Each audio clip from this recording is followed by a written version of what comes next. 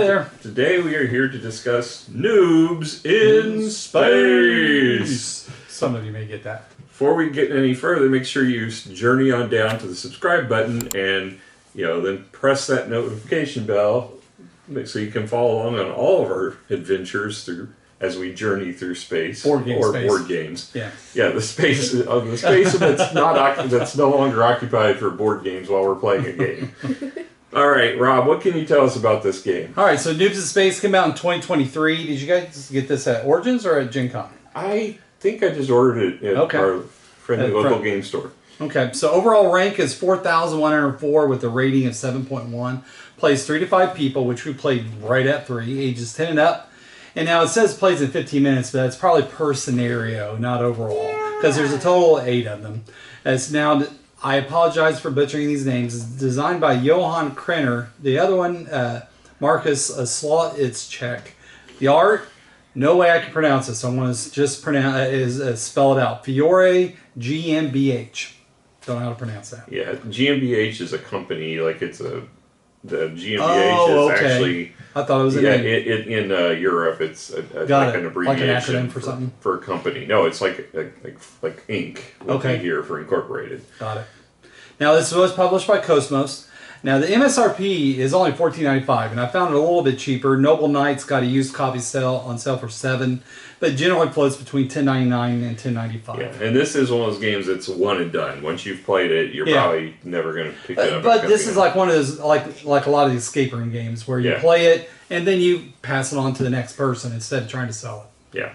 We can't really show you much about this because it would kind of reveal and ruin same idea of the escape room game. It kind of would ruin the elements to it. But we can say the card it's all cards. It's all cards, and they're all glossy. There's no finish on them. There's nothing else except for a bunch of cards. There's a lot of cards. There's a lot of cards. Two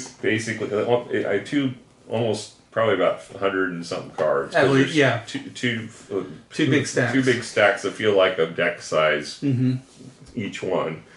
So but each card they have a kind of a walkthrough to get you into how to set up the first game, a tutorial, and then as long as you can follow the directions and you've got the concept of how the game which is plays. Asking a lot from us. Yeah. So we did okay on the this did great on tutorial. Yeah. In the first round we didn't do bad. It just took us longer than we should have, but we still got it under like the top score on it. Yeah. That's the only one we did. Yeah. After that, things kind of fell apart. The thing is in this game you do have open communication, which is unusual. You can't show your cards, but you do talk about them freely. Yeah. But quality. There's nothing wrong with it. There's nothing great about it either. It's just a card game. It's 5. Yeah, I'd say 5. On what? For quality. 5 for quality. Oh, for quality. 5. There's nothing special about it. It's just cards and a rule book, but that's paper.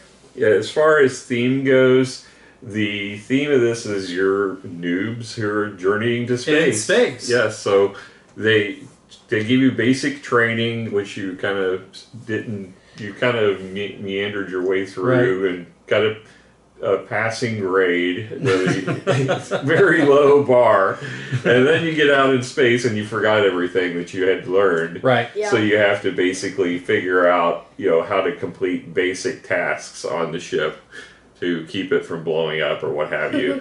But the missions are. Kind of they're basic things you might expect you would find on a spaceship, and because we've all been there, Yeah. All of us, right? I mean, we're not noobs anymore. No, we're not. But if you've played any kind of space travel games on a computer, that you have to keep the life support and all that kind of stuff on, it's that same kind of concept. Yeah, same idea.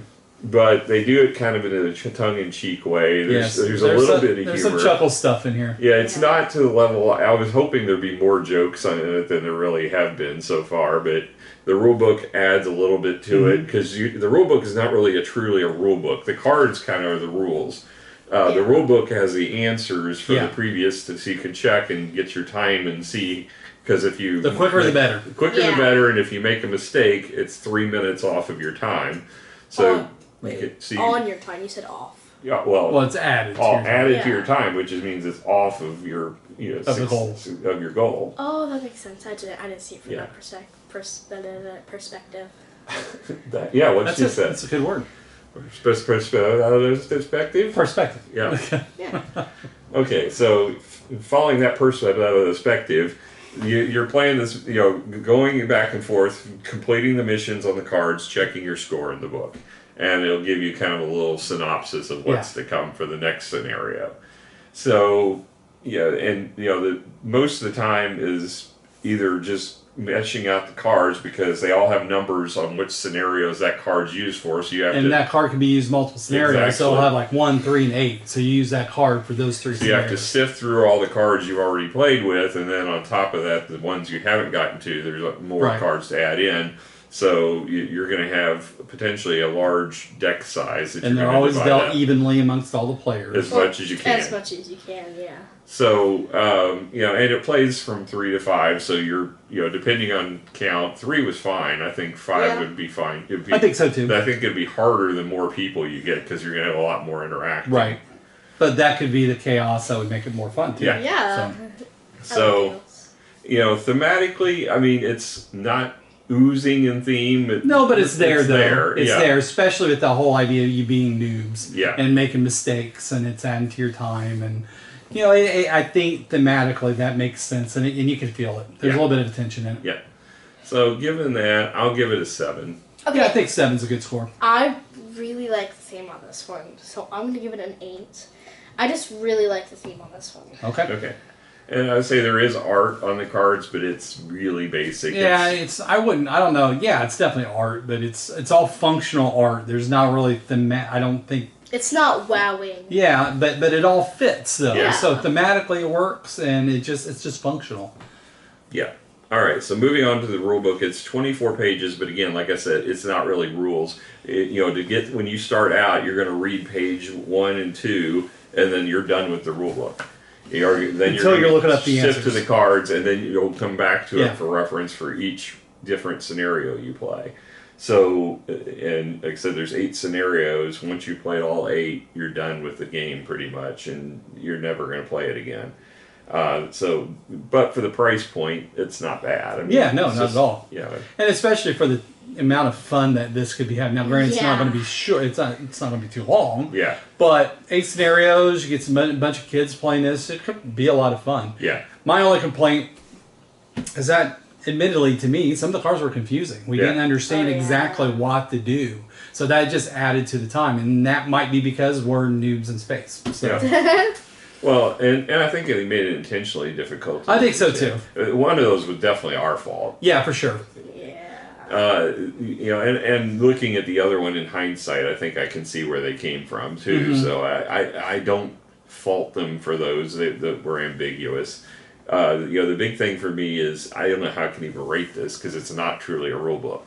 Right. It's the 2 pages of rules to get you started on the fact that you're going to use the cards to tell you the rules. So really the rules are the cards. Yeah, but you can still overall rate the rules and how it did. Well, I mean, we learned how to play the game super quick. Yeah. So it did its job. I mean, if you want to rate how easy it is to get into the game, it's probably a 9, I'd say. Okay. But as far as the rule book itself, it's not. It's more of a scorebook.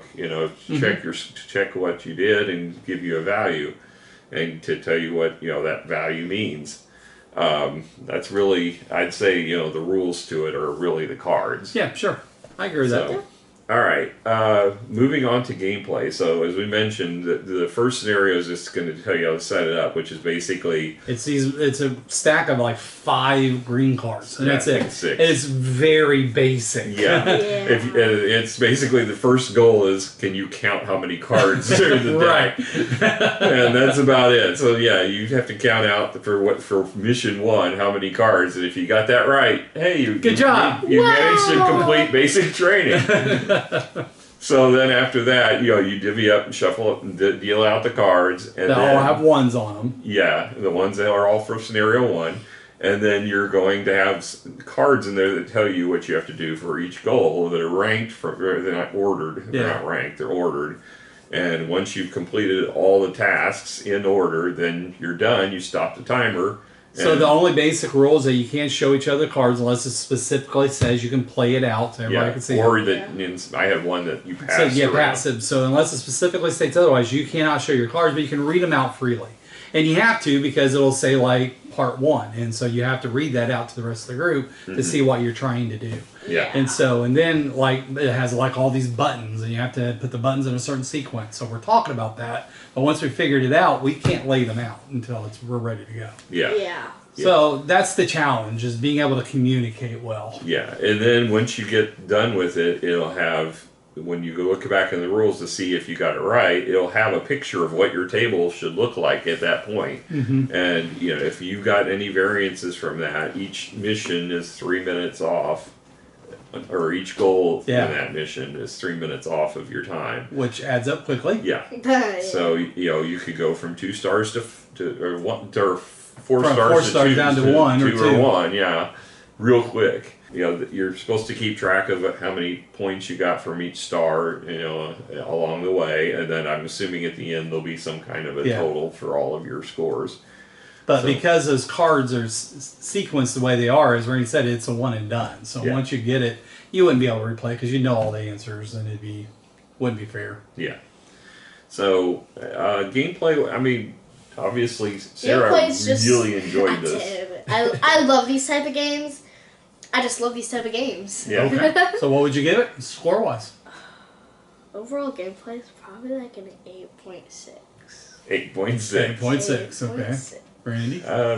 I don't like the fact that it's disposable, but then there's a lot of games that are like that. I mean, any of the escape room type I think games. the price helps it be it does help disposable game. So it's probably I'll probably give it a 7. I think it's fun. It's good for the right group. But it's one of these games that when you complete it, you're gonna wish, if you liked it, you're gonna wish there were more to it. If you didn't like it, you'll be glad it's over. Right. You won't care anyway. I like escape room type things. I think I like the escape room games more than I like this. But it's fun and entertaining.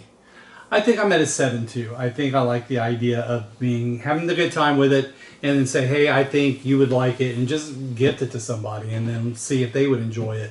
And if you do, then that gives you another talking point of games like that. So go and do either escape or exit or those type of games. Yeah.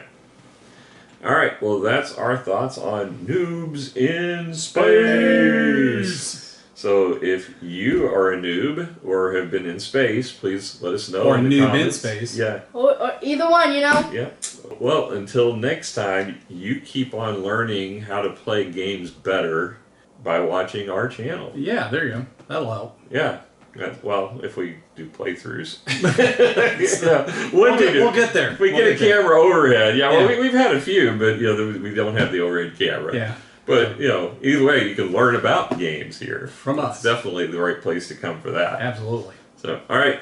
Next time. Bye. Bye.